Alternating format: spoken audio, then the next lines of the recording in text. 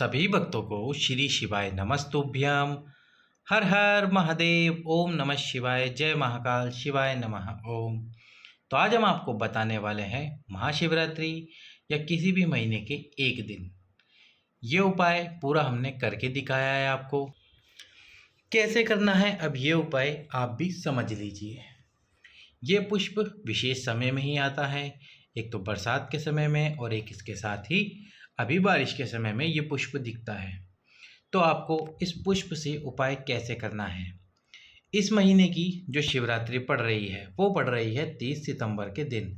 30 सितंबर को इस महीने की मासिक शिवरात्रि पड़ रही है।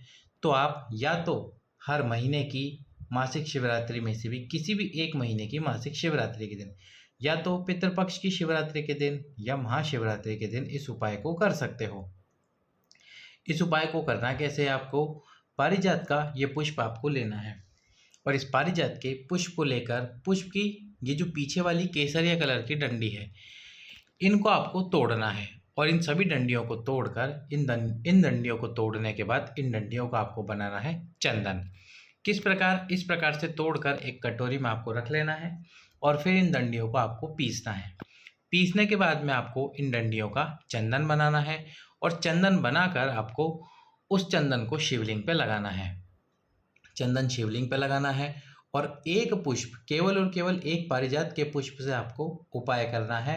एक ही पुष्प को 3 स्थानों पर समर्पित करना है और फिर ये चंदन लगाना है। पूरा उपाय हमने आपको करके दिखाया है, अब हम आपको उस उपाय को दिखाने वाले हैं।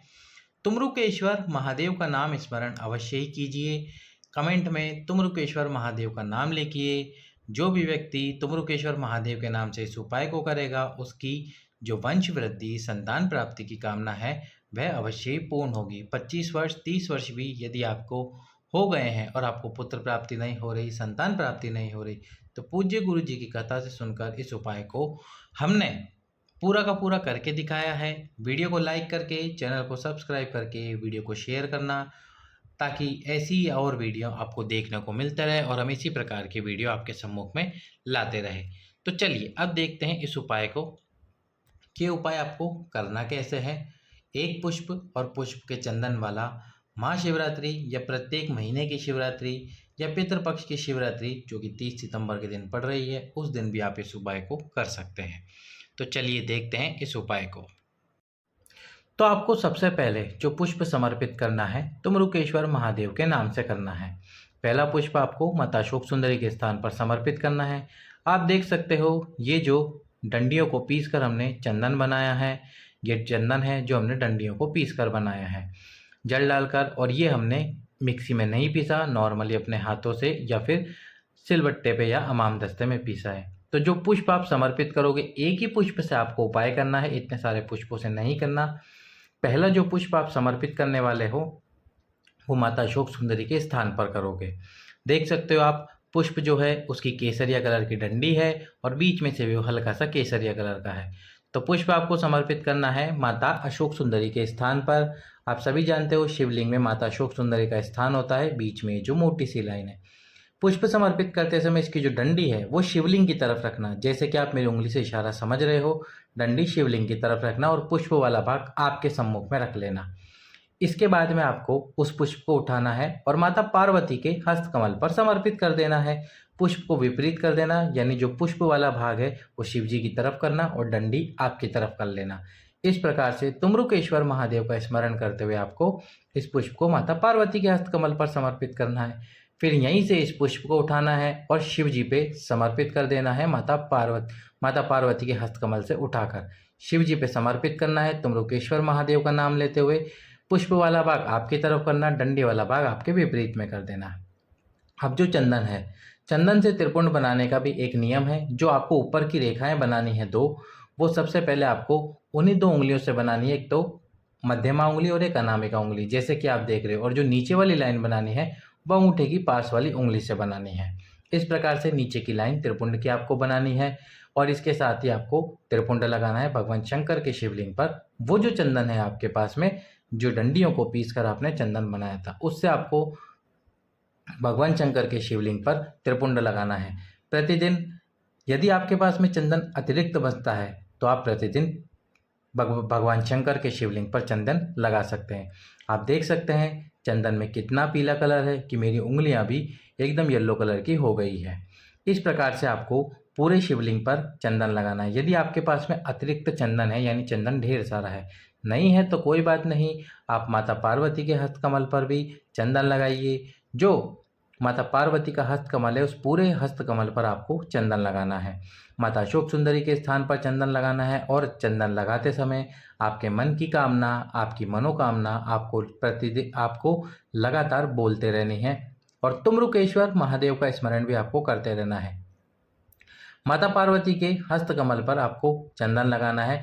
यदि इसके बाद भी आपके पास में चंदन बचता है, हमारे पास में भी बचा था, यदि आपके पास में भी चंदन बचता है तो आप फिर प्रतिदिन भगवान शंकर के शिवलिंग पर चंदन लगाना शुरू कर दीजिए जब तक कि चंदन समाप्त नहीं हो जाता। ये उपाय आप महाशिवरात्रि, हर महीने की शिवरात्रि पर कर सकते हैं। जब भी आपको ये पुष्प मिल जाए, इस पुष्प से आप उपाय कर दीजिए। महाशिवरात्रि के दिन भी यदि आपको ये पुष्प मिलता है तो इस पुष्प से भी आप अवश्य ही उपाय को कीजिए। यदि वीडियो अभी तक आपने लाइक नहीं किया है तो लाइक करके, चैनल सब्सक्राइब करके वीडियो शेयर कर दीजिए। भगवान शंकर के शिवलिंग पर भी आपको इस चंदन को लगाना है। यदि आपकी और कोई विशेष कामना है और चाहते हैं कि वह पूर्ण हो तो वह भी आप इस उपाय को कर अवश्य ही पूर्ण कर सकते हैं।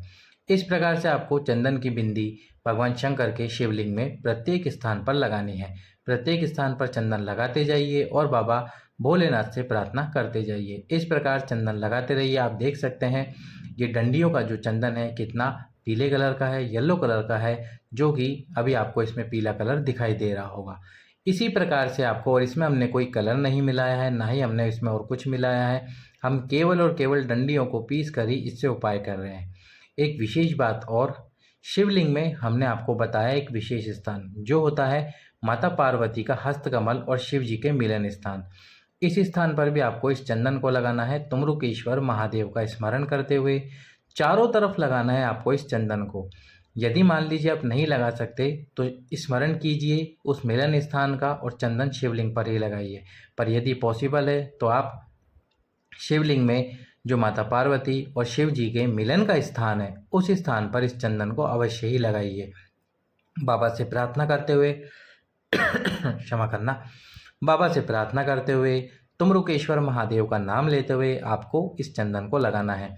कोशिश करना जो शिवलिंग और माता पार्वती के मिलन स्थान होता है, जहाँ पर शिवलिंग एकदम विराजमान है, उसी स्थान पर आपको इस चंदन को लगाना है। बाबा से प्रार्थना करते हुए, तुम्रुकेश्वर महादेव का स्मरण करते हुए चंदन लगा लीजिए। इसके बाद भी हमारे पास में चंदन बच गया था तो हम प्रतिदिन इस चंदन को भगवान शंकर के शिवलिंग पर लगाएंगे। थोड़ा सा जल मिलाकर आप इस चंदन को शिवलिंग पर लगा सकते हैं।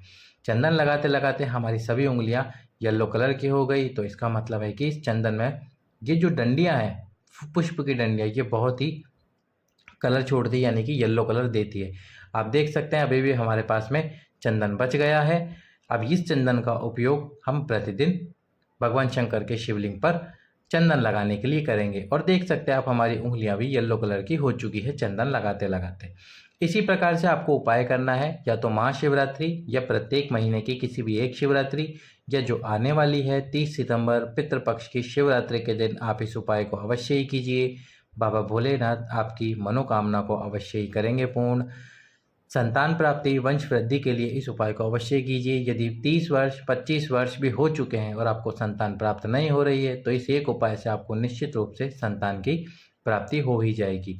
देख सकते हो आप येलो कलर भगवान शंकर के शिवलिंग पर लगाया गया चंदन। सभी भक्तों को श्री शिवाय नमस्तुभ्यम। हर हर महादेव। ओम नमः शिवाय। जय महाकाल।